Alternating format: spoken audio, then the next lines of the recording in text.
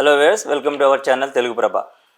అఖండ 2 cinema ఇప్పుడు release అయ్యి ప్రపంచవ్యాప్తంగా కలెక్షన్స్ గురించి లేకపోతే హిట్టా గురించి మాట్లాడుకోవాల్సిన సందర్భం. కానీ అనూహ్యంగా ఈ సినిమా రిలీజ్ వాయిదా పడింది. దీనికి ప్రధాన కారణాలు ఏంటి, అసలు ఎందుకు రిలీజ్ వాయిదా పడింది, ఏమైనా శక్తుల చిత్రాన్ని ఆపాయా, బాలకృష్ణ గారి మీద కుట్ర జరిగిందా, డిస్ట్రిబ్యూటర్కి సంబంధించి ఎగ్జిబిటర్కి సంబంధించి వాళ్ళు ఎలాంటి ఇబ్బందులు ఎదుర్కొంటున్నారు, రానున్న రోజుల్లో ఇలాంటి పరిణామాలు జరిగితే సినిమా ఇండస్ట్రీ ఎలా స్పందించాలి, ఇలాంటి విషయాలన్నీ మన ప్రముఖ నిర్మాత నట్టి కుమార్ గారిని అడిగి తెలుసుకుందాం. హలో అన్నయ్య, చెప్పు. ఇప్పుడు అఖండ 2 సినిమా రిలీజ్ అయ్యి కొన్ని గంటలుగా అయిపోయి కూడా ఈ సినిమాకి ఈ సినిమా హిట్ ఆక బ్లాక్ బస్టర్ ఇప్పుడు కలెక్షన్స్ ఎంత వసూలు చేయబోతుంది, ఎంత వసూలు చేస్తుంది అనే ఈ పాజిటివ్ డిస్కషన్లో ఉండాల్సింది జనరల్గా ఇప్పుడు ఇండస్ట్రీ. ఆల్మోస్ట్ ఒక 12 గంటలు దాటిపోవాల్సింది. కానీ అనూహ్యంగా ఈ సినిమా రిలీజ్ వాయిదా పడింది. ఫస్ట్ పెయిడ్ ప్రీమియర్స్ ఏవైతే ఉన్నాయో అవి పోస్ట్పోన్ చేస్తున్నాము, అవి ఆగిపోతున్నాయని చెప్పేసి ఒక న్యూస్ సర్క్యులేట్ అయింది. అర్ధరాత్రి ఉన్నపళ్ళంగా సినిమా విడుదల వాయిదా వేస్తున్నామని అఫీషియల్గా ప్రొడ్యూసర్స్ అనౌన్స్ చేశారు. సో ఈ హఠాత్ పరిణామానికి కారణాలు ఏంటి? దీనికి ఏ శక్తులు సినిమా ఆపాలనుకోలేదు, ప్రొడ్యూసర్లే సినిమాని ఆపాలనుకున్నారు. ప్రొడ్యూసర్లే వెళ్ళం దీనికి. అంటే ఎందుకు ఆ మాట అనాల్సి వచ్చిందంటే, సినిమా తీసేటప్పుడు బాలేబాబుకి ఎక్స్ట్రార్డనరీ ఇమేజ్ ఉంది. హ్యాట్రిక్ ఎమ్మెల్యే, ఒక టీడీపీ గవర్నమెంట్లో ఉంది.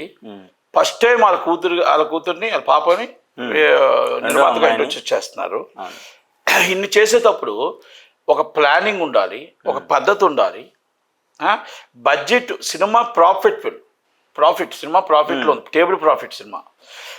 బిఫోర్ హిట్ అయిన ఆల్ సంసారే కాదు అందరూ కూడా కోడేకి వస్తుంది. స్టిల్ ఎప్పుడు రిలీజ్ అయినా సూపర్ హిట్టే సినిమా ఇది, ఎప్పుడు సూపర్ హిట్టే. అఖండ బోయపాటి కాంబినేషన్లో ఎప్పుడు కూడా సూపర్ హిట్లు. ఇది అంతకన్నా పెద్ద హిట్. పోనీ రేట్లు ఏం తక్కువ అమ్మారా, డాకు మహారాజ్ కంటే డబల్ అమ్మారు రేట్లు. ఈ నిర్మాతలు పాత బాకీలు ఉన్నాయి. ఓకే, పాత బాకీలు ఉన్నా ఏం బాకీలు ఉన్నా వాళ్ళ మనసు చూసి మంచోళ్ళు పాపం అని చెప్పి హీరో గారు డేట్స్ ఇచ్చారు. సినిమాని ప్లానింగ్ చేసుకొని కరెక్ట్గా రిలీజ్ ఆపడం అనేది తప్పు. చిన్నపిల్లలు అట్లాగా ఫీడ్ చేసి ఆ అనువైన కారణాల వల్ల మా చేతుల్లో లేదు రిలీజ్ ఆపుతున్నాను ఫీడ్ కొట్టావు. కానీ సంవత్సరం ఓపెనింగ్ నుంచి అభిమాని ఈ సినిమాని మైండ్లో పెట్టుకొని సినిమా చూడాలి అనుకున్న అభిమానిని మనం చంపిస్తాం. అభిమానాన్ని చంపిస్తాం, ఆయన ఆతృతను చంపిస్తాం. వాళ్ళందరూ చలిలో వచ్చి కూర్చొని ఇప్పటికీ కూడా థియేటర్లు ఇక్కడ కాపలాలు కాసి ఏ షోకైనా వస్తుంది మా హీరో సినిమా, ఏ షోకైనా వస్తుంది అంటే సమాధానం ఎవరు చెప్తారు? టికెట్లు బుకింగ్లు ఓపెన్ చేశారు, బుకింగ్లు ఇచ్చి పోలీసు బందోబస్తు ఇచ్చి టికెట్ రేట్ని ఇచ్చారు. ప్రీమియర్ షోస్ ఆపాయనన్నారు, సడన్గా వచ్చి మళ్ళీ నైట్ షో మొత్తం క్యాన్సిల్ అన్నారు. అంటే మీ వ్యవహారం ఏంటి వ్యవహారం అంటే ఫైనాన్స్ ప్రాబ్లం. సినిమా మీకు టేబుల్ ప్రాఫిట్ సినిమాని మీకు ఫైనాన్స్ ప్రాబ్లం ఎందుకు వచ్చింది? మీకు పాత బాకీలు ముందు ప్లాన్ చేసుకోవాలి కదా. ఓకే, ఈరోజు ఇంటర్నేషనల్ స్టే మీకు పాత ఎప్పుడో 15 సంవత్సరాలు నడుస్తున్న స్టే, అదన్నీ ముందుగా ప్లాన్ చేసుకోరా? సినిమా రిలీజ్ నుంచి సినిమా డేట్ 4 రోజులు బట్టి వేశారు కదా, 2 నెలలు బట్టి డిసెంబర్ 5 అన్న పాప ఎప్పుడు ప్రతి ఏరియా కూడా ఆయన ముంబైలో మొదలుపెట్టి మొత్తం అన్ని దిక్కులా కూడా ఆయన పబ్లిసిటీకి వెళ్ళి పబ్లిసిటీ చేసుకొని సినిమా హిట్ అవ్వాలని ఎంత ప్రయత్నాలు ఆర్టిస్టులు టెక్నీషియన్స్ హీరో చేస్తే, సినిమాని హిట్ చేయాలి, సినిమాని ఎట్టి పరిస్థితుల్లో మా హీరో సినిమా మేము చూడాలి అని ఆతృత అభిమానులు ఉంటే, మొత్తం టోటల్గా ఆంధ్రప్రదేశ్ నుంచి మొత్తం ప్రపంచం అంతా ఎగ్జిబిటర్లు అక్కడప్పు తెచ్చి ఇక్కడప్పు తెచ్చి అక్కడ వడ్డీకి తెచ్చి బ్యాంక్ వడ్డీకి తెచ్చి ఇంకో వడ్డీకి తెచ్చి సినిమా డబ్బంతా డిస్ట్రిబ్యూటర్లు చేతికి ఇచ్చి 2000 మంది ఎగ్జిబిటర్లు అందరూ సినిమా ఇచ్చి మా సినిమా నెల నుంచి లేదు, బాలబాబు సినిమా వస్తే మాకు 4 రోజులు హాయిగా మేము రిలీఫ్ అవుతాం, కొంచెం కాస్త కోస్తా బాగుంటాను, వాళ్ళు క్యాంటీన్ వాళ్ళు బాగుంటుందని అందరూ ప్రతి ఒక్కరు ఆశతో అందరూ డబ్బు అప్పులు చేసి 130-100 కోట్లు ఎవో సినిమా డబ్బులు ఇచ్చారు. డబ్బు తీసుకొని అన్ని తీసుకొని నువ్వు సింపుల్గా మాట అంటావు, సారీ మా చేతిలో లేదు అని అంటావా? ఏంటది? ఏం బిఫోర్ తెలీదా నీకు? డబ్బు తీసుకోకముందు నీకు తెలీదా? డబ్బు తీసుకోకముందు సినిమా రిలీజ్ ఆగుతుంది, నేను చేయలేను, నాకు చేత కాదని. స్టే వచ్చిందని నీకు తెలీదా? లేకపోతే 15 సంవత్సరాల నుంచి ఉన్న ఆర్డర్ నీకు తెలీదా అని అడుగుతున్నాను నేను. ఇదా ఇప్పుడు ఇండస్ట్రీ మీద నమ్మకం పోయింది. ఒక వ్యక్తి డబ్బు ఇవ్వాలంటే ఇప్పుడు పోతాదేమో అని భయంతో ఆందోళనలో ఎగ్జిబిటర్లు ఉన్నారు. ఎగ్జిబిటర్లు భయంతో ఉన్నారు, ఆందోళనలో ఉన్నారు. ఈ డబ్బు పోతాదేమో, 100 కోట్ల నుంచి 137 కోట్ల దాకా ఇచ్చారు అందరూ. అమ్మో మా డబ్బు పరిస్థితి ఏంటి, మా డబ్బు పరిస్థితి, సినిమా ఆగిపోతే మా పరిస్థితి ఏంటి అని ఆందోళన ఉన్నారు. దానికి సమాధానం చెప్పడానికి ఎవరు కూడా ముందుకు రావట్లేదు. ప్రతి ఒక్కరు ఫోన్ చేసి, సార్ సినిమా వచ్చేస్తుంది కదా, సార్ సినిమా వచ్చేస్తుంది కదా, సార్ మా డబ్బుల పరిస్థితి ఏంటి సార్. ఈ పరిస్థితుల్లో ఎగ్జిబిటర్ ఉన్నారు. డిస్ట్రిబ్యూటర్ అడిగితే డిస్ట్రిబ్యూటర్ అంటాడు ప్రొడ్యూసర్కి ఇచ్చానంట, ప్రొడ్యూసర్ అంటాడు ఫైనాన్సర్కి ఇచ్చానంటాడు.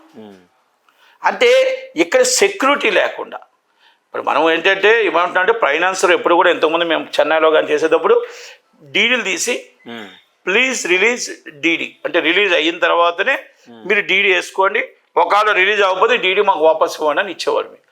అంటే 25 సంవత్సరాల నుంచి ఆ సంస్కృతి లేదు. ఇంత పెద్ద సంస్థ, ఇంత పెద్ద హీరో సినిమా అవుతుందని ఎవరు ఊహిస్తారా? అందరూ డబ్బు నమ్మి ఇచ్చారు. డిస్ట్రిబ్యూటర్లు నమ్మి ఎగ్జిబిటర్లకి డిస్ట్రిబ్యూటర్లు నమ్మి ఇచ్చారు. డిస్ట్రిబ్యూటర్లు అందరూ ప్రొడ్యూసర్ నమ్మి ఇచ్చారు. ప్రొడ్యూసర్ వచ్చి ఫైనాన్సర్కి ఇచ్చారు. ఫైనాన్స్ ప్రాబ్లం ఉంది. అయితే టేబుల్ ప్రాఫిట్ ఉన్న సినిమా ఫైనాన్స్ ప్రాబ్లం ఎలా వస్తుంది?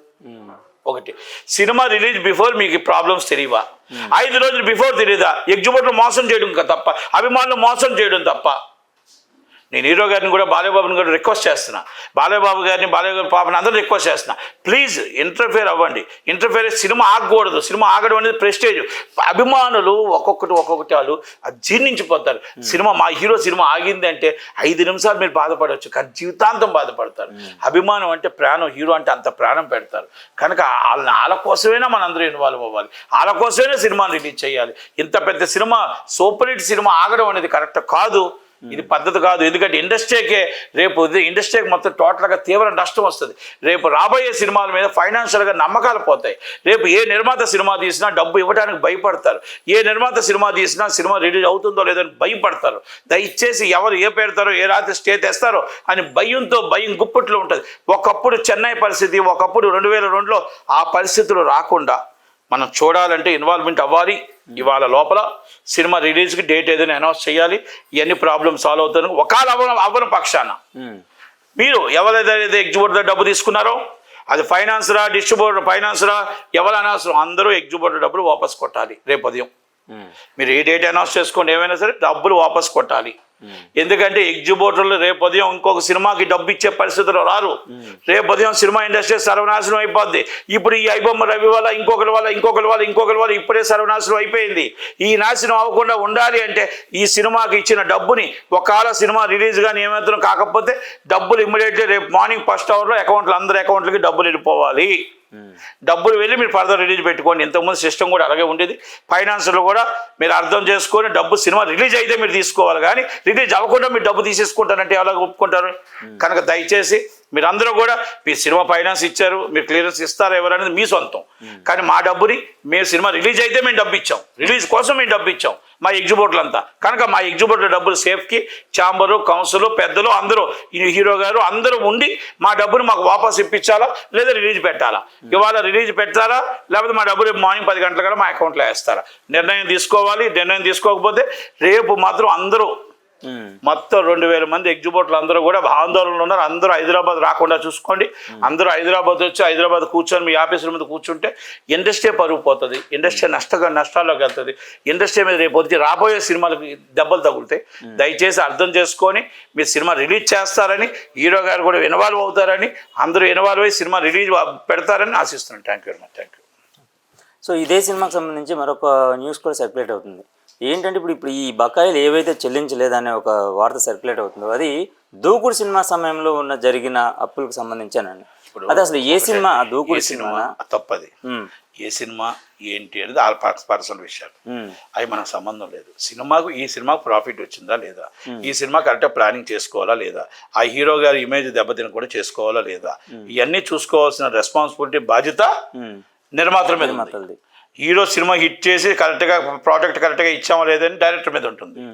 డైరెక్టర్ తర్వాత హీరో గారు పబ్లిసిటీ చేశారంటే పబ్లిసిటీ, యాక్టింగ్ అనేది ఉంటుంది. అంతే తప్ప మనం సినిమాని ఆ నిర్మాతలు ఫెయిల్యూర్ అయ్యారు, ఆ కంపెనీ ఫెయిల్యూర్ అయింది. అది వ్యక్తిగతంగా ఏమున్నాయని మనం మాట్లాడకూడదు, మనకు మాట్లాడడానికి అవకాశం కూడా లేదు. Thank you very much.